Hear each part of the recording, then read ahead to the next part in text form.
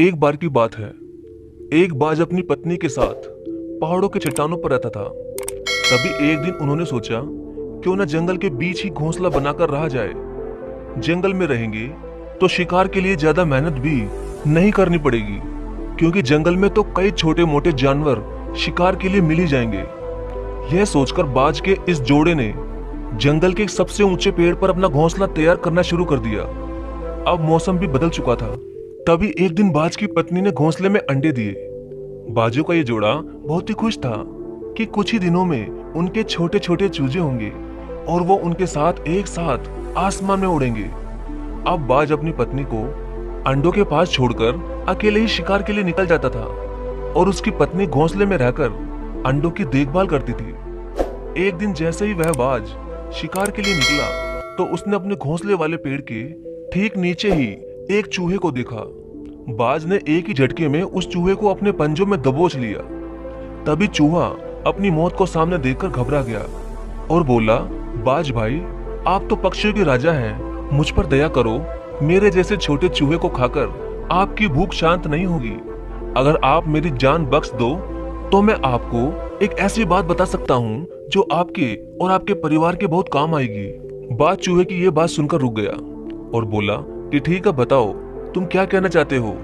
तब चूहे ने बोलना शुरू किया, बाज भाई, मैं जानता हूँ कि आप इस पेड़ के ऊपर घोंसला बनाकर अपने परिवार के साथ बहुत ही खुशी से रहते हो और मैं इस पेड़ के नीचे बिल बनाकर रहता हूँ। तो बात यह है कि इस पेड़ की जड़ें बिल्कुल खोखली हो चुकी है और इन जड़ों की पकड़ जमीन पर बहुत कमजोर हो गई है, इसलिए यह पेड़ किसी भी समय गिर सकता है।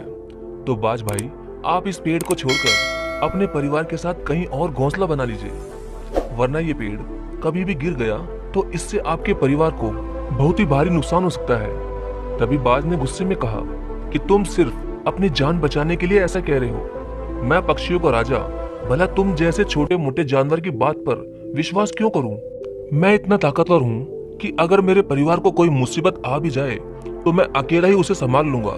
लेकिन हाँ, तुम्हारी एक बात सही है कि तुम जैसे छोटे जानवर को खाकर मेरा जरा भी पेट नहीं भरेगा, इसलिए मैं तुम्हें छोड़ रहा हूँ। चूहा जानता था कि ये पेड़ कभी भी गिर सकता है, इसलिए वह ये चाहता था कि बाज अपना घोंसला छोड़ दे।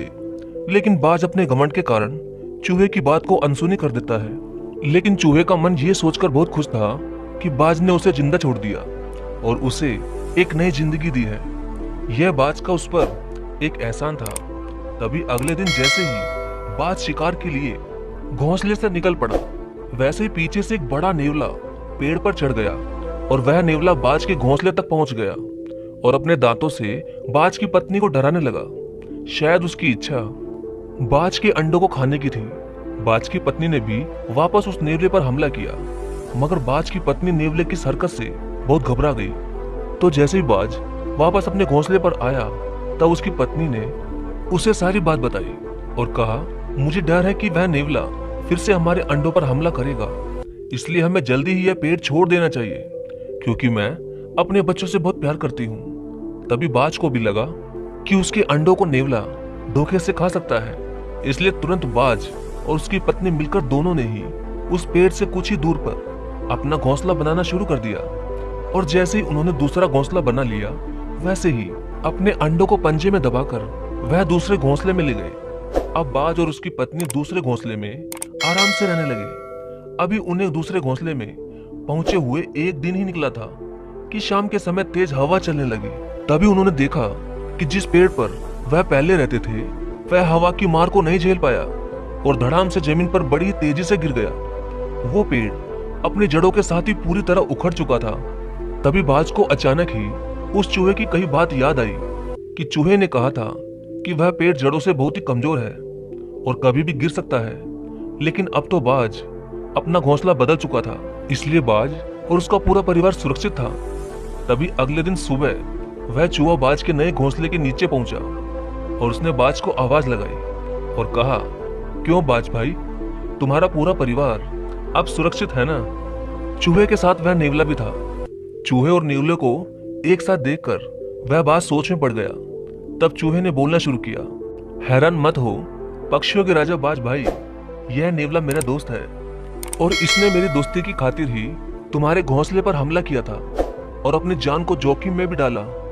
यह सब मेरा प्लान था ताकि मैं तुम्हारी और तुम्हारे परिवार की जान बचा सकूं। मैंने ही भेजा था नेवले को तुम्हारे घोंसले पर हमला करने के लिए, और वह भी ठीक उसी समय जब तुम घोंसले पर नहीं थे, क्योंकि मैं जानता था कि उस समय तुम्हारी पत्नी अकेली होगी और वह नेवले से डरकर तुमसे घोंसला बदलने को जरूर कहेगी। और हमारा मकसद भी यही था कि तुम अपने परिवार को कहीं और लेकर चले जाओ ताकि तुम्हारे बच्चे सुरक्षित रहें। तभी यह सब सुनकर बाज बड़ी शर्मिंदगी महसूस कर रहा था कि उसने चूहे की बात नहीं मानी, और अब उस बाज का घमंड भी चूर चूर हो चुका था। तभी उसने चूहे को धन्यवाद कहा। तो दोस्तों, आज की कहानी हमें यह सिखाती है कि हम चाहे कितने भी काबिल, कितने भी होशियार या कितने भी ताकतवर ही क्यों ना हो जाए, लेकिन हमें कभी भी अपने आप पर घमंड नहीं करना चाहिए और कभी भी किसी को छोटा या मामूली समझकर उसे कमजोर भी नहीं समझना चाहिए। आपका धन्यवाद।